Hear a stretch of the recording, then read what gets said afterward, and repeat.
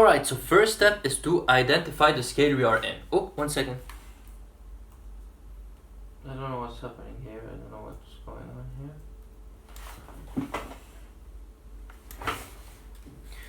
Okay, so the first part is to identify the scale we are in. How can we do that? We can look at the top left hand side of the page and see that there are no sharps, which means that we are in A minor scale. However, there's another way to identify this. So let's say that the cat came and ate the first bit of our copybook, but we still need to know which scale we are in. So we can do that by looking at and trying to analyze the notes that are in the stove. So let's start with the first notes that are in the treble clef, which means the top clef.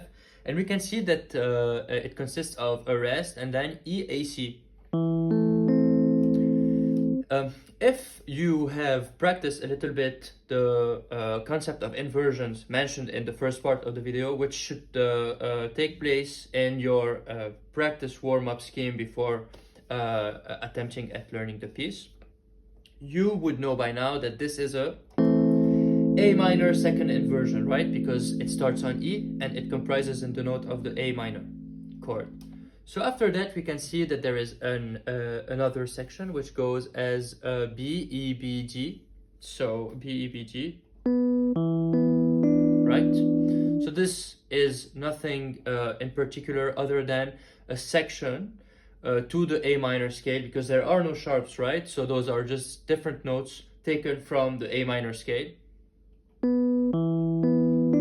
And now we go to that place where there is C, E, G sharp, E.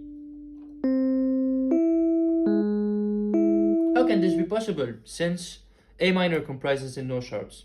Again, if you would have taken the consideration to go through the practice warm-up session mentioned in the part 1, you would be able to identify that this is a G sharp, therefore the major 7 of my harmonic scale, which actually provides with additional tension to my A minor. It's a very common thing to do, add the major 7 of my minor in order to add tension.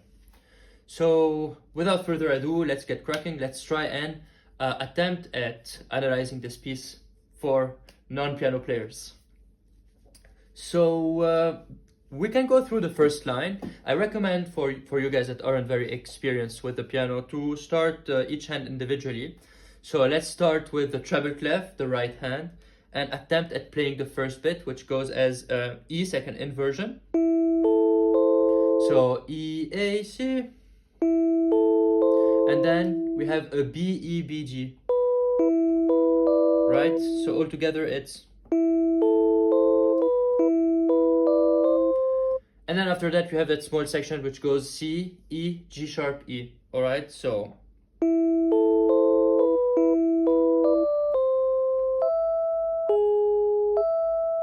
Okay, so that's great. Now we want to see what's going on with the bass clef. So for those of you who don't know how to read the bass clef, obviously it's different than the treble clef. As you can see, it is like a small half heart. This is how you can identify that this is a bass clef.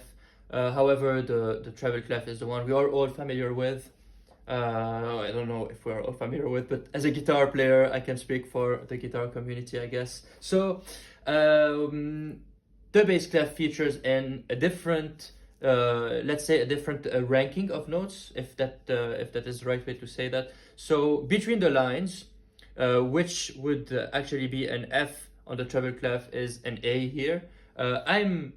I still need practice in order to identify the note. However, what I do is I use my method of stacking up thirds.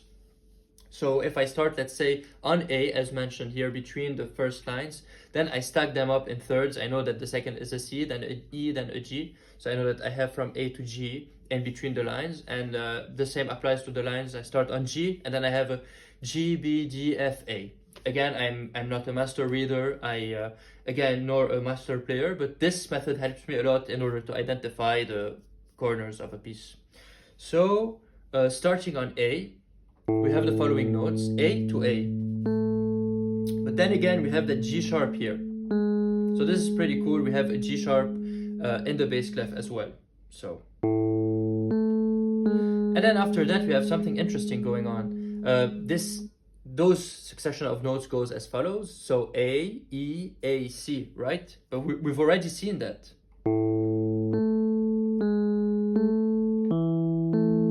And then again, so. Doesn't that sound familiar by now? Well, yes, of course it is, because it's exactly the same thing in beat 3 and beat 4. So I'm counting the beats in their normal appellation. If you are not familiar with that, I recommend that you check out a bit more about beats and measures and timekeeping. It's 4/4 this piece, so therefore it is divided in 4 beats: 1, 2, 3, 4, and that is how it should be played. So in beat 3 and beat 4, we have the same motif as we had on beat 1 and beat 2 in the treble clef. So this is as well something important to pay attention to. Altogether, it would sound something like that.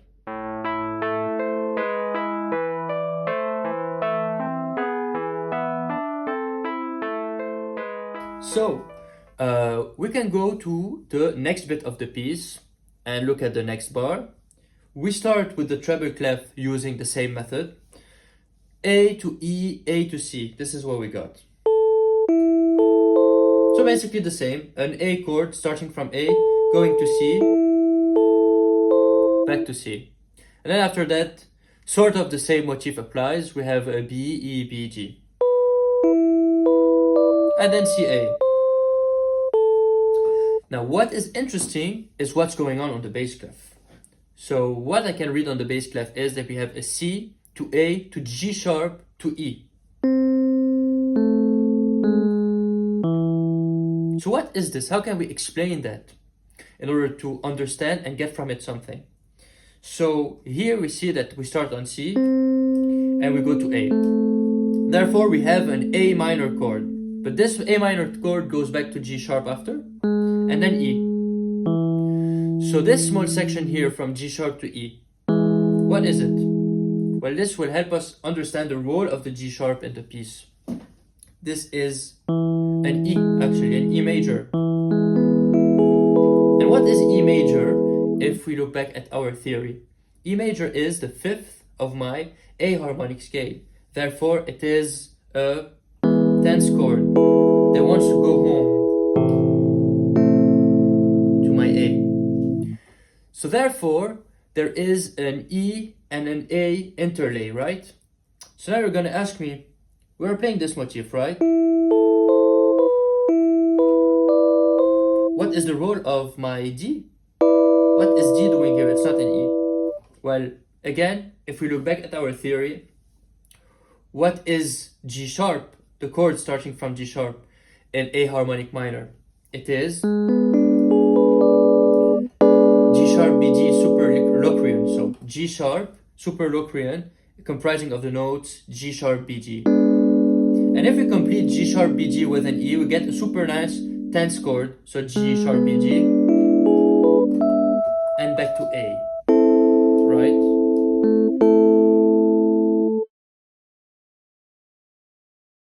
Alright, so now that we know the role of the G sharp in the scale, we can proceed as well by keeping in mind that a G sharp can be looked at as a G sharp super Locrian and as the 3rd degree of my Phrygian dominant. So that also would be really nice to know, you know, your degrees of Phrygian dominant, that in a Phrygian dominant you have a 3rd and a 5th, and those two are diminished chord. Therefore, tensive chords that you can use.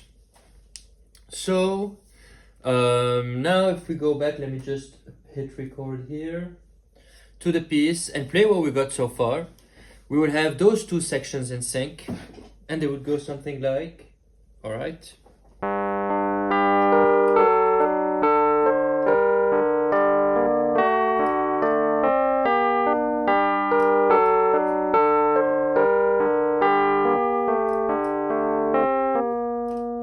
Right?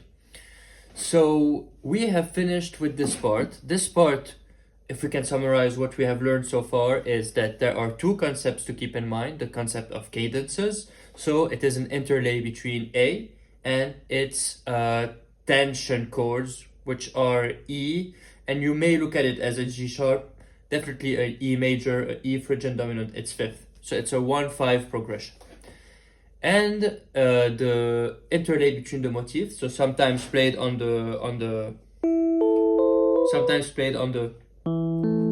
right, and they interlay. So this is what to look for in bar 1 and 2 of our piece. So now if we get to bar 2, to bar 3, we get a different sort of movement. So it plays like that. And what is that? If we look at the treble clef alone and just read the notes, we can see that there is an E and a C and an E. So E, C, E, A, C, E, G. So we have this going on. Right? What is that? Well, that is an A starting from E. Right? Because we have if we want to confirm and make sure, we can look at the bass clef and see that we have a C and A going on. So C to A. All in while playing this.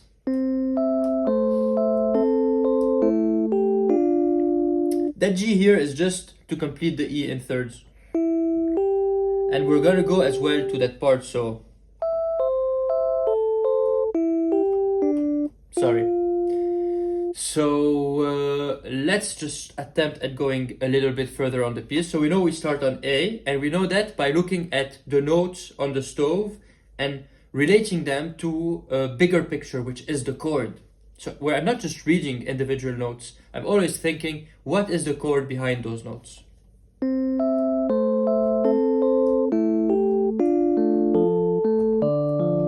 So this is the next bit. This is the bit that goes F, A, G, F.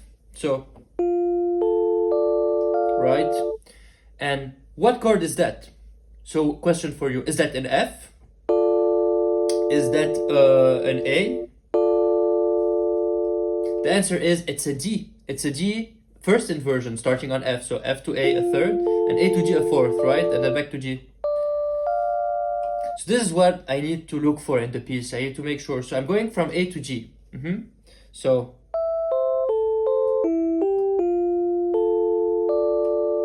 okay, and let us play this with the bass as well. So on the bass I have those notes. So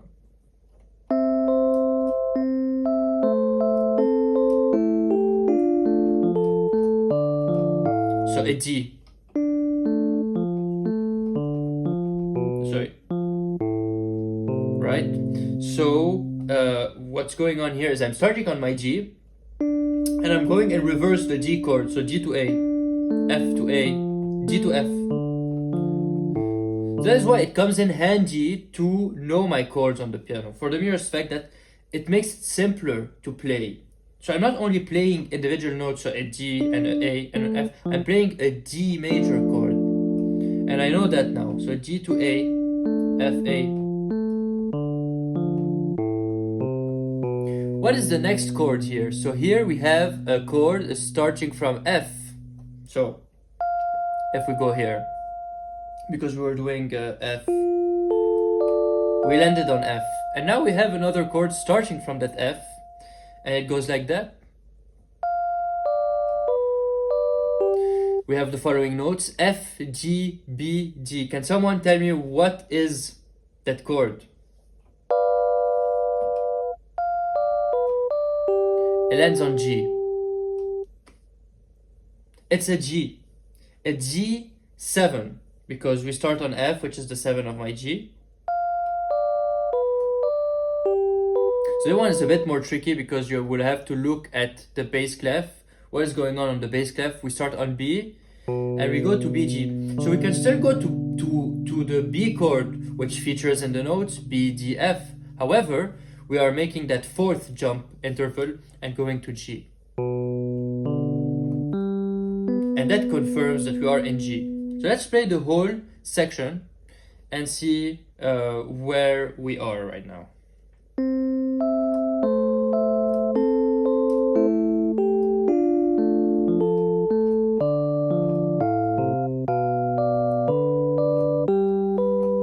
Right? We just played an A, a D, and then a G. So yeah, now that we played the G, the next notes go as follow: E, G, C, E. Okay, exercise for you. Can someone tell me what chord are we referring to when we are playing those notes? Sorry, not a piano player.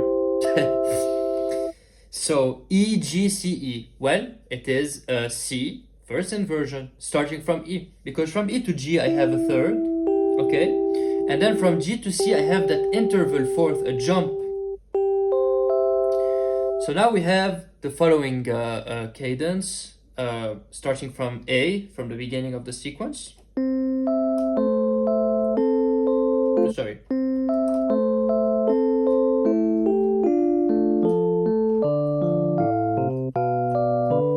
G, which is my C. So let me just check out the bass notes. So we have B, G, B, G, E. Right? B, G, E, G, C, E, G, B. Right? 100% we are in C. There is one thing to take into consideration here in order to help understand the piece and memorize it. So now we know that we can help organize our thinking while thinking about chords. We still haven't talked about cadence. What is the movement of the piece? How is the piece moving? Can someone tell me? It is moving in fourth. So again, referring to our warm-up exercise, which help us as well understand cadences, we have concluded that we start on A, right? And then we go to G, right? This is my G. So A to G is a fourth. And then we go to G. So G to G is a fourth. And then to C. Right? So this is what we can conclude from this part. So now we got to the part till beat 4, till the fourth measure. And we can keep in mind as well that the chords, the notes refer to chords, and those chords move in a harmony. And harmony could also be looked at as cadence. So this next part is where it gets a bit tricky, starting from bar 5. So if we look at the treble clef, let's look at the treble clef. We see that it starts on E, and we have the following movement. So E, C, A. We know that we are playing an A. It's not an inversion because we are going down in pitch and we're starting on the 5th degree of our chord, right, to A. So, oh, one moment please, failed to record. There you go, it almost got me. So, we are playing an A starting from E, right? This is the first beat of my bar 5. But this time we're landing on F, right? So if we look at this sheet, it may look a bit intimidating while looking at it just like that. But if we refer to it with our logic, we know that E is the 5th degree of my A, but we also know that A is the 3rd degree of my F. Therefore, we have a chord, we have an F major 7 right there. And all we're doing is playing in thirds to land on F. And again, F is the 6th of my A. Why am I saying that? Because we're going to go to G. So F to G, this is beat 2 of bar 5, right? So we can think in thirds and in 6th. And then again, the same movement applies starting from G. But this time we land on E, right? So if we start on G and play a G, we play the following notes. So we're playing a G major starting from G, right? But we're going to E. And then again, that same 6th principle applies. E is the 6th from G, and C is the 6th from E. So we're playing those two motifs.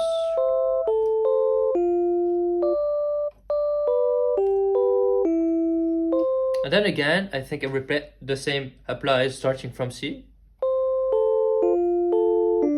D to B, right? So we start from C to go to F. The sixth of my F is a D, and then I play a sixth higher, which is a B.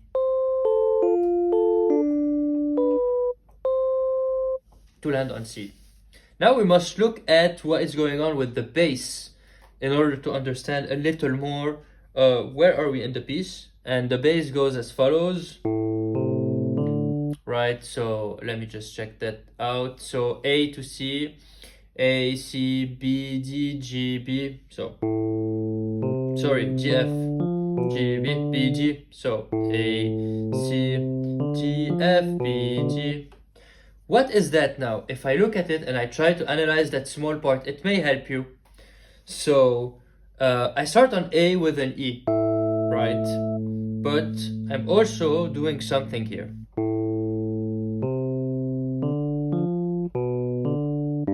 Because I'm starting on A and landing on G, and I'm also playing a D, you may look at it as a 2-5-1. It is a 2-5-1 in G, as I'm playing the chord A. So let me just play the chord for you.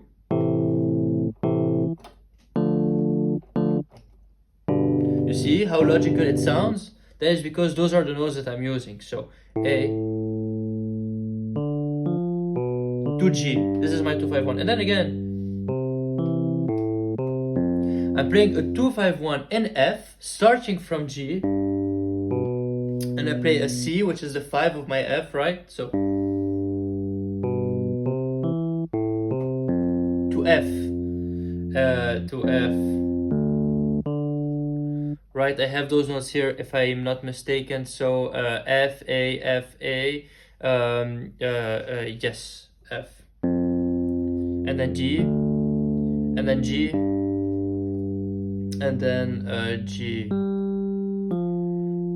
Right? So I'm in measure 6. Measure 6, yes, I'm in the 6th bar. So let's just look at bar 5 first together and play them simultaneously. So, yeah, so.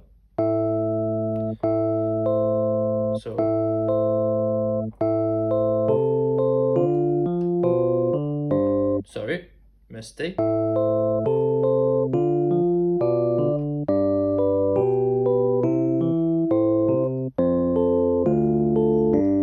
Right, so actually that is from bar 6. I'm sorry, I got ahead of myself. But this is what it is. So you can look at it in stackings of thirds, going down to up in pitch on my chords, and then playing a 6th pattern, such as from F to G, and such as from E to C, and then again from G to B, to land on C. And those are a series of 2-5-1s. And this is why it sounds like a small staircase, a build up until we find our root, which is home. So let us play the whole sequence together. Okay, so